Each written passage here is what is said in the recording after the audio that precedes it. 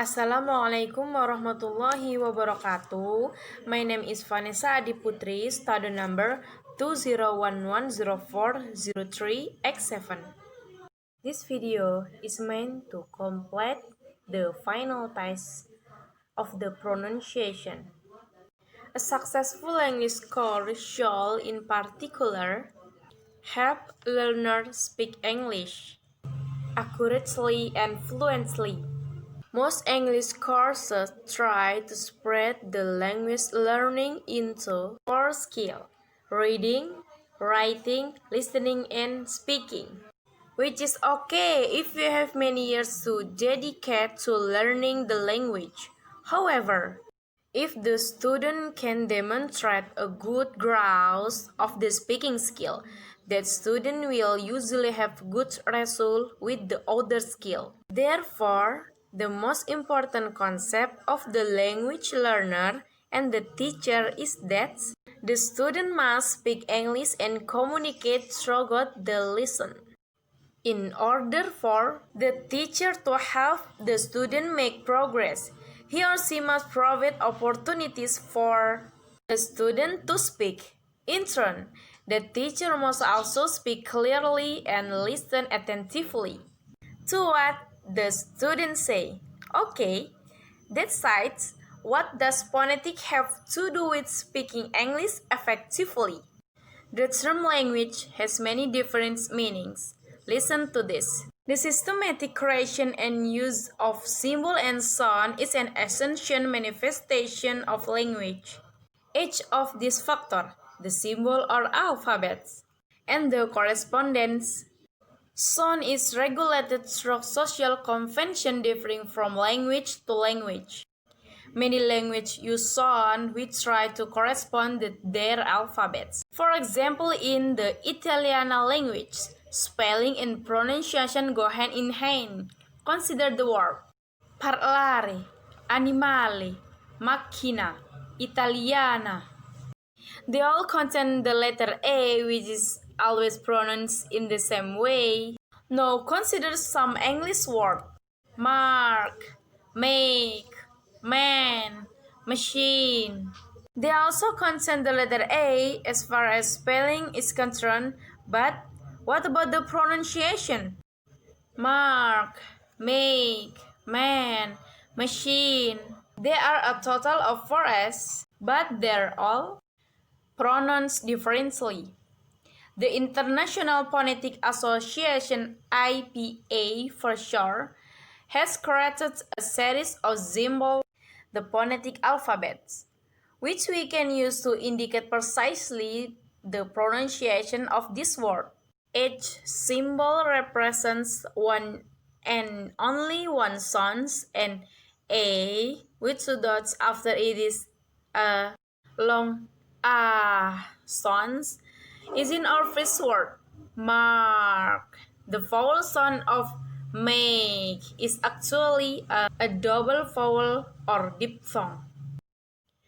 Make, and is represented by a composite symbol. Make, man. Concern of vowel sound that we transcribe with a sort of curlicue symbol, man. And finally, the A in the word machine is pronounced as a very weak. In this sense, sound represented by an upside down E, machine. Another problem for learner is that many letters in the spelling of English words are not pronounced at all. Consider a word make, the E and the is silent, so it does not appear in the transcription. Something similar happened in the word mark. Though this might come as a surprise if you are from Scotland, Ireland, and US or Canada. The R in this word is not pronounced at all in the conventional pronunciation that is reflected in the usual British transcription. Mark. Consider this word, the noun sea, as the Mediterranean Sea, the verb to see, and the name of the letter C or a musical note. As in the middle C, these words are pronounced exactly like Therefore, there have the some phonetic transcription, even though the spelling is quite different. Some more examples are the verb to be, the honey making inserts B, and the second letter of the alphabets. Also your musical notes B, likewise T that to drink, a T that's a for use, and the letter used in spelling this word T. As you can see, the phonetic symbol of the vowel sound in all of these words is NI followed by two dots.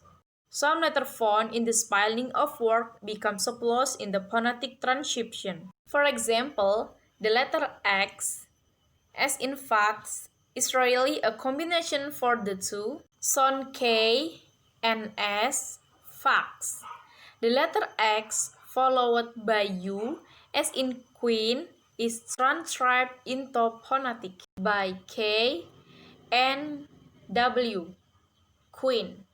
A hard C, as in card, is transcribed with a K, card, but a soft C, as in sand, is represented by an S, sand. Some combination of letters in the spelling, such as PH, SH, and CH, actually represent a single sound. For example, the PH of face has the sound of an F, face. And by the way, notice how the S in this word is transcribed. Some words are represented by symbols that do not respond to normal letters of the alphabets. The initial sound of the word sheep, for example, they represented by a sort of stretched out S, sheep. For ch, as in sheep, we find a combination symbol that begins with a T, sheep. Now, let's examine a complete transcription of one of our first example word, machine. Only the initial M and the final N are normal letters of the alphabet. The three phonetic symbol in the middle may still look a bit strange to you, but the sound they represent are perfectly familiar. Machine.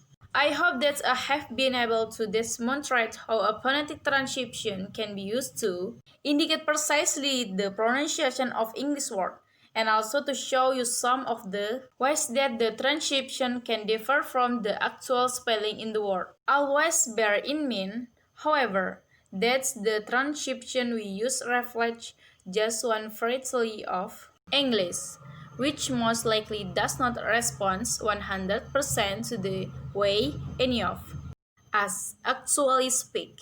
So, why do we use it?